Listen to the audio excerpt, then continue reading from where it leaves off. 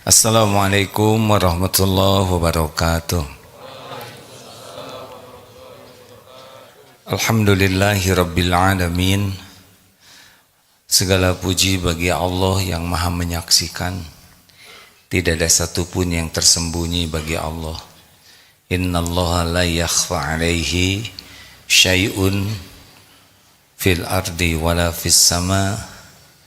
Tidak ada satupun bagi Allah, tidak ada satupun yang tersembunyi, baik di bumi maupun di langit. Semoga kita termasuk orang yang selalu merasa ditatap Allah dimanapun, kapanpun, situasi apapun. Karena seseorang yang yakin Allah menatap dirinya, dia akan mudah jadi orang ikhlas, tidak sibuk dengan penilaian orang lain, dan dia akan sulit untuk berbuat maksiat, karena tidak ada satupun tempat bersembunyi dari tatapan Allah. Allahumma salli wa sallim wa barik ala sayyidina Muhammad wa ala alihi wa ashabihi ajma'in. Hadirin, salah satu yang harus kita evaluasi pada diri kita adalah kebiasaan curhat. Curhat, curahan hati.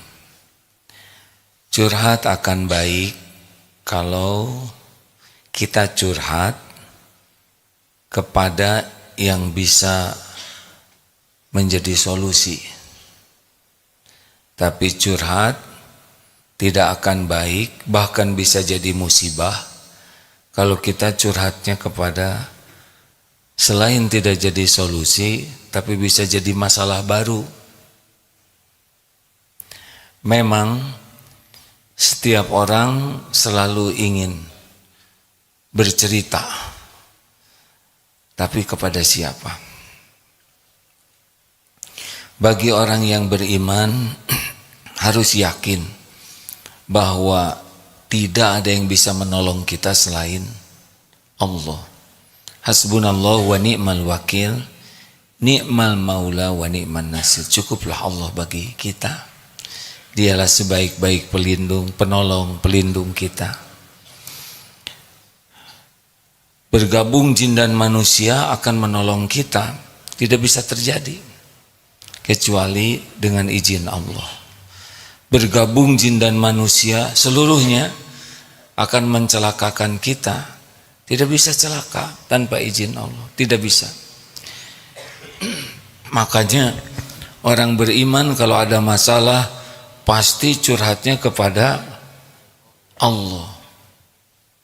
Curhat kepada Allah itu zikrullah, pasti tenang. Ala bizikrillah tatmainnul qulub. Camkan, hanya dengan mengingat Allah hatimu akan tentram. Maka walaupun kita belum mendapatkan solusinya, tapi curhat kepada Allah, ini sudah diberikan ketenangan. Entah bagaimana, hati akan jauh lebih tenang. Ambil wudhu, tumpahkan saja. Tidak bisa bahasa Arab, karena kita orang Indonesia, bahasa Indonesia saja. Karena bahasa Indonesia juga ciptaan Allah Subhanahu wa ta'ala. Jangan ragu-ragu, bicara saja kepada Allah. Apa yang ada di hati tumpahkan, walaupun Allah sudah tahu. Sebelum mulut ini terucap, Allah sudah tahu apa yang dipendam di dalam hati. Allah sudah tahu apa yang ada dalam pikiran kita. Allah tahu masalah kita, lebih tahu daripada kita sendiri. Dan sebetulnya dengan izin Allah masalah itu pun terjadi pada diri kita. Jadi sebetulnya kita bukan memberitahu yang sudah maha tahu, tapi kita amal soleh, ngadu ke Allah tuh, karena inilah yang diperintah oleh Allah. Wa idza sa'alaka ibadi anni inni fa inni qarib. Wa idza sa'alaka ibadi anni bagaimana? Inni fa inni qarib. jika hamba-hambaku bertanya kepadamu tentang aku wahai Muhammad, katakan aku adalah dekat. Ujibu da'watad da'i idza da'an. Aku mengabulkan orang-orang yang berdoa, yang meminta apabila berdoa kepadaku. Jadi curhatlah kepada Allah kapanpun, dimanapun. Allah maha dekat, maha mendengar. Wa huwas sami'ul alim. Allah maha mendengar dan maha mengetahui segalanya. Kenapa kita harus doa? Bukankah Allah sudah tahu? Kita doa adalah ibadah. Ad-du'a huwal ibadah. Kita doa karena perintah Allah. Enak, tenang, dan tentu saja Allah mengabulkan doa kita. Allah sudah tahu apa yang terjadi dan apa yang terbaik untuk kita. Mudah bagi Allah memberi jalan keluar pada waktu yang paling pas, dengan bentuk yang paling tepat, dan itu tidak usah diragukan sama sekali. Kita tidak usah menunggu doa kita dikabulkan, karena itu adalah urusan Allah yang maha tahu segala yang terbaik. Tugas kita adalah berdoa dengan sungguh-sungguh, minta tolong dengan sungguh-sungguh, dan fokus kita bukan terkabulnya doa, fokus kita adalah semoga doa kita diterima oleh Allah jadi amal soleh. Ini biasanya kita suka fokus kepada keinginan kita, padahal fokusnya semoga doa ini diterima oleh Allah jadi amal soleh. Perkara ijabah, Allah sudah tahu kapan yang paling pas. Mim punten zoomnya putus ya. Ya maaf kawan-kawan, sedikit ada yang harus diperbaiki. Rupanya internetnya sedang kurang sehat. Ya tenang saja. Maaf ya sebentar, coba perbaiki.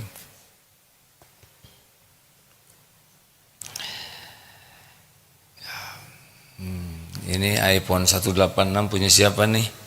Wifi-nya nyala. Sedekah berarti masuk ke sini. Oh, punya saya, maaf hadirin. Kenapa jadi rubah nomornya bisa 105?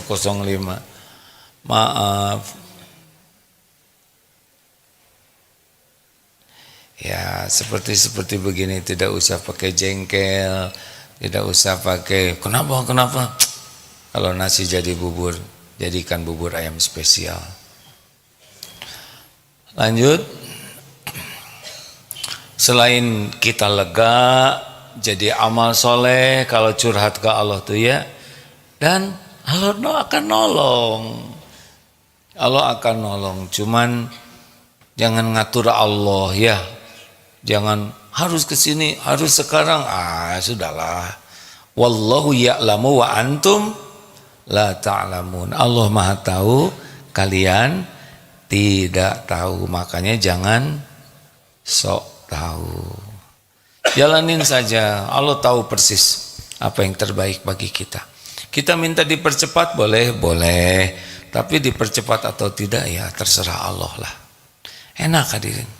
Curhat ke Allah, apapun tumpahkan saja. Ya Allah, hati saya sedang sedih. Saya rasanya berat. Bilang saja ke Allah, nggak ada masalah ya. Allah maha memperhatikan, Allah maha dekat, maha mendengar, maha menyimak. Wa asiru qaulakum aw ijharu bi innahu alimum bidati sudur. Dan rahasiakan kata-katamu atau engkau zaharkan, sesungguhnya Allah Subhanahu wa taala tahu segala isi hati. Sudah, jadi kalau ada apa-apa, nah bolehkah kita curhat ke orang? Harus minta tolong dulu ke Allah. Ya Allah, andai ada jalan darimu, saya harus bicara ke siapa? Jadi, misal kita sakit, sebetulnya Allah kuasa saja menyembuhkan kita tanpa syariat ya, tanpa sebab.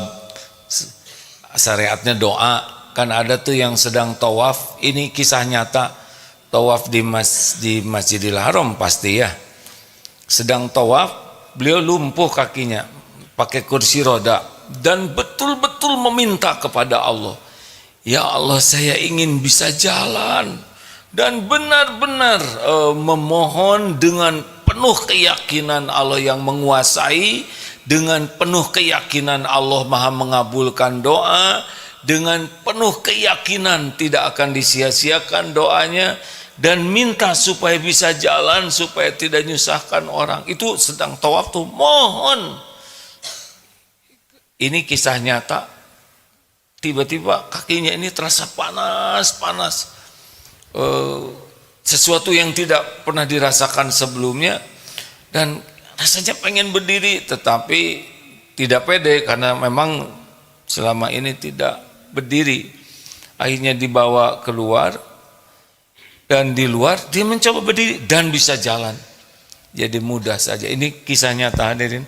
Dikisahkannya juga oleh ulama yang benar-benar bisa dipercaya. Tidak sulit bagi Allah. Namun ada juga diberi jalan, harus ke dokter, harus ke ahli ini, ke itu. Minta tolong dulu, ya Allah, kepada siapa saya harus bicara. Engkaulah yang tahu setiap hambamu. Engkaulah yang tahu kapasitas setiap orang. Karena bicara ke orang yang salah bisa jadi masalah baru. Begini hadirin ya, kalau kita bicara ke seseorang, maka kita seperti membuka diri kita yang membuat orang itu bisa ikut campur terus kepada kita. Jadi kalau ada persoalan dan kita curhat ke teman, ke tetangga, nah teman ini jadi punya akses untuk ikut campur. Nanti boleh jadi urusannya sudah beres, dia masih saja. Dia nanti akan konsultasi ke sana, tukar sana, ciri-cirinya bilang begini, ini rahasia ya Bu, jangan bilang-bilang sama dia, karena saya udah janji nggak akan ngomong tuh, udah janji ngomong lagi. Tidak setiap orang bisa kuat memegang amanah. Setiap ngobrol itu amanah. Setiap ngobrol itu amanah. Belum tentu orang kuat memegang amanah. Maka kalau kita bicara ke sembarang orang, itu bahaya. Apa yang pertama? Yang pertama, kalau kita curhat, apalagi di medsos curhatnya, waduh. Orang yang suka curhat penderitaan itu identik dengan tidak ridho kepada takdir yang ada. Kalau curhatnya itu hanya mencurahkan hati, berarti dia tidak ridho kepada takdir yang Allah tetapkan. Kalau orang ridho, mau ngapain curhat ke makhluk? Makhluk tidak bisa menolong kecuali dengan izin Allah. Ada orang yang suka tumpahkan hatinya ke orang lain tanpa peduli siapa yang mendengarnya. Apalagi yang terburuk adalah curhat di media sosial. Dia sembarang orang membaca, sembarang orang, dan ada yang mengatakan begini, orang yang curhat di medsos sesukanya itu katanya 80% tidak peduli dengan curhat dia. 15% puas, rasain lu ya enggak. Selebihnya enek. Sebagian besar tidak peduli, yang peduli puas, rasain lo. Dan sisanya enek. Kenapa yang gini-gini aja dicurhatin? Gak ada arti sama sekali. Selain menunjukkan lemahnya iman, tidak ridho kepada takdir, siapa yang bisa menolong? Mau punya follower puluhan juta, gak ada yang bisa menolong tanpa izin Allah. Dan bukan itu caranya. Harusnya kita menyembunyikan penderitaan kita seperti kita menyembunyikan aib kita. Mau apa kita pamer derita ke orang lain, sedang yang dipamerin aja pada menderita? Kecuali kita berbicara kepada ahlinya, orang yang amanah, yang diketahui keilmuannya bisa jadi solusi. Kita bukan bersandar kepada orang tersebut, tetapi bersandar kepada Allah dan ikhtiar semoga yang bersangkutan jadi jalan dari Allah. Jadi bukan yang bersangkutan yang bisa menyelesaikan masalah kita. Ya seperti halnya kita ke dokter. Kita tahu dokter ini ahli. Ya Allah, saya sakit, saya mohon kesembuhan padamu. Berangkatlah, dokter nulis resep obat. Kita yakin bukan obat ini yang menyembuhkan, bukan dokter yang menyembuhkan, tapi sebagai amal soleh, ikhtiar. Toh kita belum sembuh juga, ya tak apa-apa. Itu mah dokternya kurang paten, ini obatnya obat palsu. Nggak usah bicara begitu. Allah yang menguasai segalanya. Nah, sekarang curhat ke orang ya. Tiap orang itu punya kapasitas. Ini kita kalau curhat ke orang, orang itu punya kapasitas. Kalau kita beritanya nggak enak, sebetulnya seperti mentransfer energi negatif. Orang itu jadi terbebani. Tidak sengaja saja kita tahu, kita udah kotor hati. Si itu tuh masa lalunya gelap. Tiap lihat dia gelap, gelap, gelap. Naik motor itu cicilannya 7 tahun loh. 7. Tidak sengaja saja sudah terbebani kita. Terbayang yang tiap hari dicurhati, tidak peduli tingkat keimanan, usia, kapasitas berpikir, keilmuannya, curhat itu bisa rusak tuh orang yang dicurhatin tuh. Beneran hadirin. Makanya kita sebagai orang tua jangan sembarang curhat ke anak. Anak itu usianya masih muda, pengalamannya sedikit, ilmunya terbatas, kemampuan mengelola hati, mengelola pikiran masih sangat terbatas. Kalau kita curhat dan curhatnya itu tidak pakai tedeng aling-aling, hanya menumpahkan perasaan, ini bisa korsleting nanti. Bisa berat sekali, bisa sakit lahir, sakit batinnya. Halo? Jelas ini? Jangan sembarang curhat. Jatuhnya kita jadi zolim. Anak bisa menyelesaikan apa? Kenapa kita tumpahkan? Bisa stres itu anak. Bisa bingung, bisa tertekan, bisa goncang. Kalau kita salah, sudahlah, kita sebagai orang tua kita diberi cobaan, udah diukur untuk ukuran kita. Kalau mau curhat sesudah ke Allah, minta tolong ke Allah, ya Allah saya harus ketemu siapa yang menjadi jalan darimu. Kalau nggak ketemu nggak apa-apa, Allah maha dekat, nanti akan Allah yang mengatur jalannya. Curhat itu bisa jadi bencana bagi kita dan juga bagi yang dicurhati. Kalau tidak hati-hati. Halo para orang tua, guru jangan curhat ke murid, murid curhat ke guru boleh. Aduh murid, saya sebagai guru teh stres, langsung muridnya juga jadi keluar. Ya, udah cicilan banyak, kata murid saya bisa nyumbang apa nih, bekal saya apa cuma 2.000. Janganlah hadirin. Semua ujian yang menimpa kita itu terjadi dengan izin Allah. Ma asaba min musibatin illa biiznillah, kecuali dengan izin Allah. Wa may yu'min billah yahdi qalbah. Dan barang siapa yang beriman kepada Allah, yakin ini ujian terjadi dengan izin Allah, yakin ujian ini sudah diukur oleh Allah, la yukallifullahu nafsan illa wus'aha. Allah tidak membebani seseorang kecuali sesuai dengan kesanggupannya. Yakin bahwa ujian ini untuk kebaikan kita. Tidak pernah Allah berbuat buruk kepada orang beriman, kepada siapapun. Tidak pernah Allah zolim. Pasti ada kebaikan. Terus kenapa kita harus pamer derita kepada orang lain? Kita pamer derita karena enggak ridho kepada takdir Allah. Kita pamer derita karena kurang iman, gak yakin ke Allah. Itu sebetulnya intinya. Pikul saja Pasti kok ada kebaikan dari kepahitan ini. Hujan pasti reda, hujan pasti berhenti, badai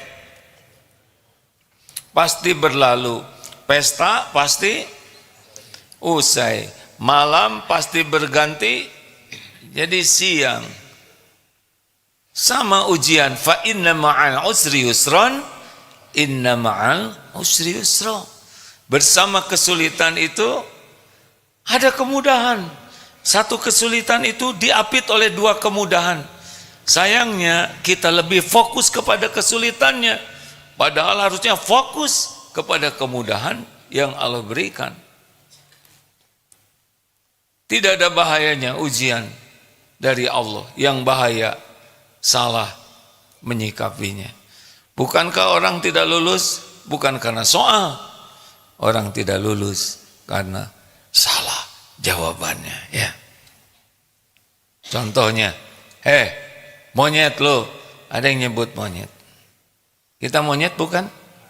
Bukan. Berarti jawabannya apa? Bukan. Monyet lo, bukan. Betul. Tapi banyak yang salah jawaban. Monyet, anjing. Jadi salah jawaban akibatnya benyut.